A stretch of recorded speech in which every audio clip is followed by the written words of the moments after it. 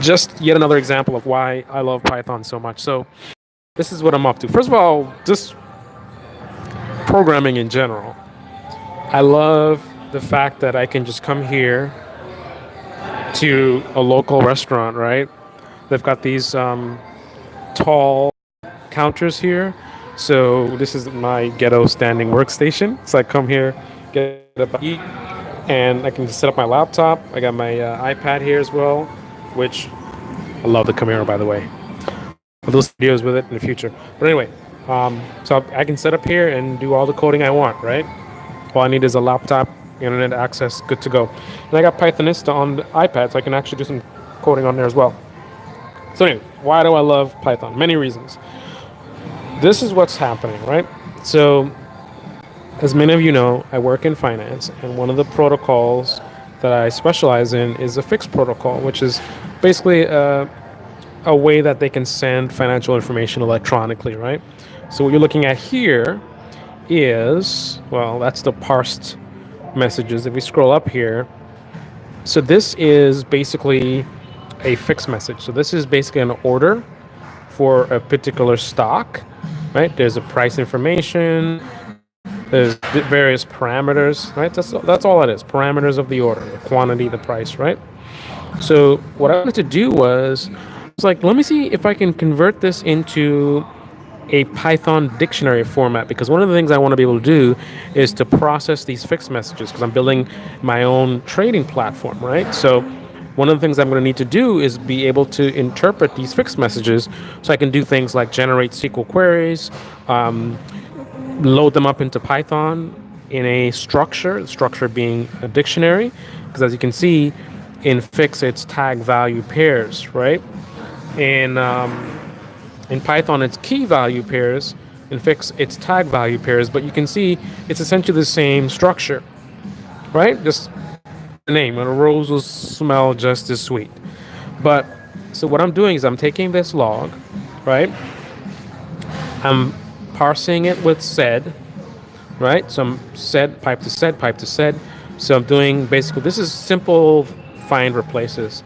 I'm replacing the equals. Anytime you see equals, I'm replacing it with a quote, colon, quote, right? I'm replacing the delimiter, that caret.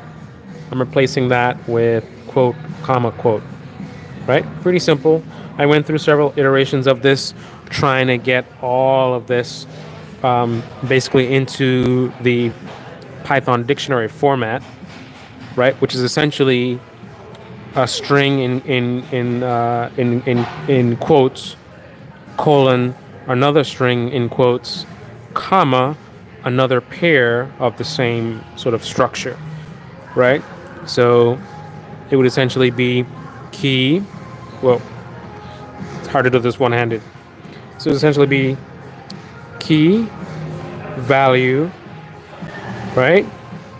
Oh, this the entire thing is the value, right? Key, value, pair. Key, value, pair. Anyway, so that's all it is. I want to go from that to this.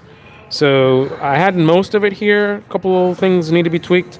Like the first key value pair is missing a quote. The final one's missing a quote because that's a unique pattern. The squiggly curly bracket, right, only exists beginning and ending. So I basically bracket, right, only exists beginning and ending. So I basically had to add a find replace for those. And I think that was the final element. But anyway, so that's nothing to do with Python. That's just parsing using sed, right? That's a shell thing, right?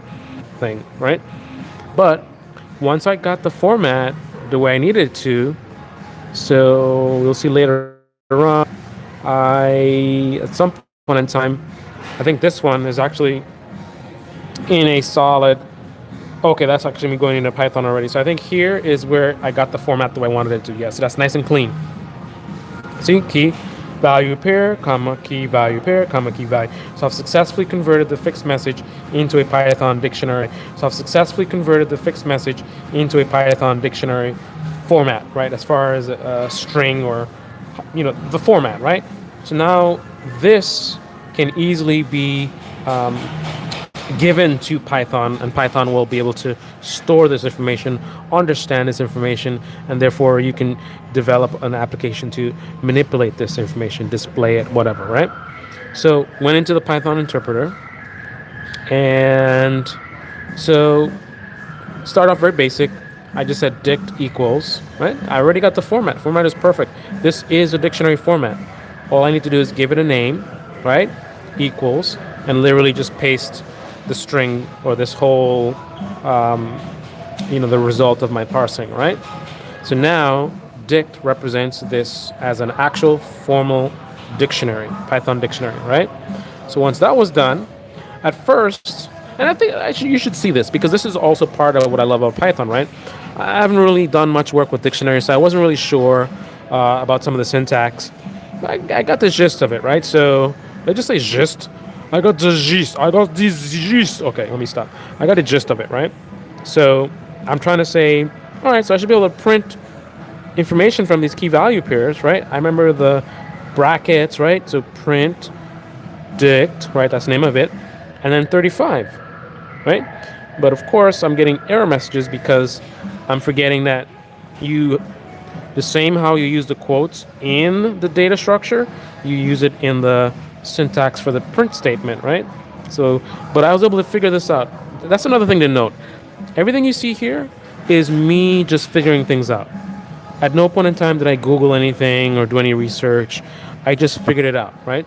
Like this, I figured out it's this kind of syntax, missing one little detail, kept trying it and trying to figure out like why is it not working. So I took not many tries, 3 tries. So I displayed again. And then I just said, let me try with the quotes, right? And I think the reason, I'm trying to see, what did I think to do with the quotes? I'm not quite sure. I think just intuitively, I trusted that what I was doing was correct. It's print the dictionary and then in square brackets, right? So there's only 2 ways that I know of, that I have experience with, about how you put information in these brackets like this, in this kind of format. It's either a string with quotes, or it's some kind of special thing like a variable, a dictionary list, and then you just put the name of it. That's what I'm trying to do, right? That's what I was trying to do. I was trying to do, hey, I want to print 35, right? And I want to literally just have 35. Like that's the name of the key, right? Print 35. Didn't work. So I said, all right, let me just try it as a string, right? And I guess that makes sense. That actually makes sense. And I actually just explained it myself, right? 8 is not a special thing. 8 is not a variable. 8 is not a list, right? 8 literally is a string, right? I'm just thinking because it's a key. That's what I was thinking in my mind. I'm thinking key. It's not just a string. It's a key, right? It has a logical part of this data structure, right? But it's a string, right? The way it's stored, fine. Key, value, pairs, blah, blah, blah. But it's still a string. These are not variables, right? So that's the thing I was missing. And again, figured it out on my own. Added the quotes. What do you know? Boom, there's the value. So tag 8 value is fixed 4.2. That is the value of this key in Python terms, right? So that was the first little thing. But the next thing what prompted me to make this video is I've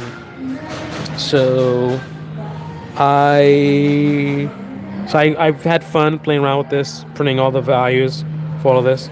So 35 is message type. So I said, all right, let me see the message type. Message type is D. That's a new order single, right? 38 is the quantity. What's the quantity? Quantity is 12, right? 44 is the price. What's the price? The price is 3.5, right? So this means that I have everything I need to be able to build an application that is fixed compliant, meaning I can easily code logic to say, on the last order received, tell me the quantity, what's the symbol, all that information. I know the structure, right? Fixed protocol. I know what these values mean, right? So if I want to allow the user to access various parameters within the order, it's easy, right? I just add an option, in the menu that says price, right? And if you click on price, all I'm going to do is I'm going to trigger a print statement that's going to print the key, the value of the key 38. 38 is price, so it's going to give you 12, right? No big deal. But when I really was, it kind of made me smile is when I was like, I got kind of cocky and I'm like, this is easy. I got this, man. I'm a whiz. So I was like, you know what? I actually got so used to Python being so intuitive and making sense and being very logical that I felt like I'm going to take a logical leap and I'm going to sort of extrapolate a syntax, right? In terms of based on the information that's available, based on the way that I've seen Python work and what I'm trying to do, I'm going to figure out the syntax. So I said, let me display this in an interesting way. Right now, I'm just printing random keys, right? I said, let me see what interesting ways can I display this. So I went down further, and I said, let me do a loop, right? So I went and I did a loop. So let me loop through the dictionary, right? So I did a very simple for fix in dict, right? So it's going to loop through all the values in dictionary, right? So I called so for fix, so I'm calling it fix, right? So I have a variable called fix, and I'm inserting to that variable the values from the dictionary, right? So I ran that. I just said print fix, and what do you know? Boom, every single key 11, 77, 38, 204, 48, 49, right? Cool. Not entirely useful, right? But interesting and easy. Makes sense, right? So then I got really creative. I said, let me see what I can do here. I want to print something interesting. So I'm getting silly. Yeah, baby. So I said, all right, let me print out an interesting format. I'm going to create my own format, and I'm going to use the intuitive nature of Python to figure out how to write this. So I said, let me print the value of fix, right? So first of all, as a loop, right? So for fix in dict. So fix is going to rotate through all the keys, right?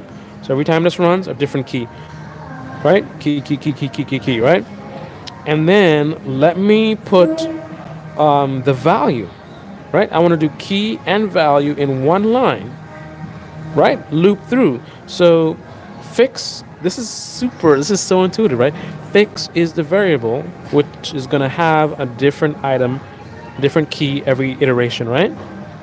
So in order for me to print out different values, I need to basically print dict, and then in the brackets I need to put the key that I want to print out, right? Well, the key that I want to print out is going to be in fix, right?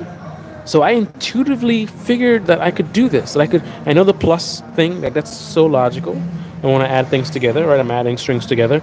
So I just do fix plus and the normal syntax. If I wanted to print the value of the current key that's in the variable fix, I would do dict and then put that value or put that key in the brackets, right?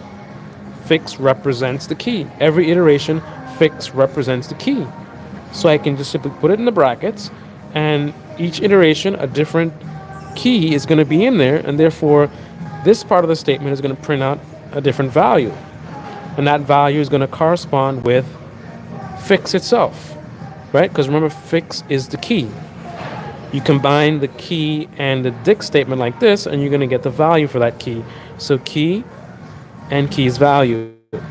But I wasn't thinking deep enough because this is really kind of raw. We're just like slapping the stuff together. And then the yeah baby thing was kind of silly. But anyway, so that came out. I was like, yeah, look at this. So what I'm getting is key value, key value, key value. So combined, they don't really make sense, right? And it would be really hard to use this. This is useless because the keys are not always 2 digits. So there will be no way literally to consistently delineate between the key and the value, right? Yeah, there'll be no reliable way to do that. So this is kind of useless. But simple solution, again, intuitive. I was able to intuitively figure out what's the solution. Pop an equal in there, right? So fix that variable plus a string with spaces plus a call to display the value of the current key based on the for loop. And there you have it. 11 equals client already, 77 equals 0, 38 equals 12, 204 equals 1, 35 equals D. Boom. Super, super intuitive and simple and powerful. I love Python. I absolutely love Python. I will admit I'm going to be a little bit biased because I don't have a lot of experience with a ton of other languages. Like, would I be saying the same thing about C++ or C Sharp or Java? But one thing I do know is that I have enough experience to understand that it just I would expect a little bit more complexity and learning curve to do this kind of stuff in C Sharp or C++. Because not only do I have enough experience to have knowledge of how C Sharp and C++, like the syntax and stuff like that, can't code in it, but I've seen it, I've looked at the code, I've worked with applications written in it, so I've seen enough to know that it's a little bit tricky. Also, C Shell is based on C, if I remember correctly, so that's also some exposure. I've written stuff in C Shell, right? So I know enough to know that this is probably a little bit more easy and intuitive than those languages. And I can back that up with people keep saying it's a great language to start with, which is awesome because it's not like it's some little like beginner language and then you move on to something more advanced. Well, at least for me in my industry, Python is, I hate to sound like the Udemy commercial, Python's where it's at, but literally it's where it's at in finance. Tons of applications, tons of products are written in Python.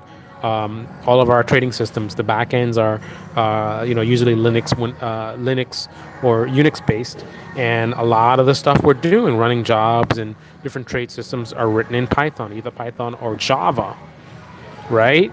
So this thing is easy to use, very intuitive, very powerful, very flexible, right? Cross-platform, and extremely popular and valuable and utilized in my industry. What more could you ask for, right? An easy to learn, powerful language that is heavily used by your industry and therefore has a high level value for you for your career. Like, knowing Python is a big asset for me, right? For many reasons.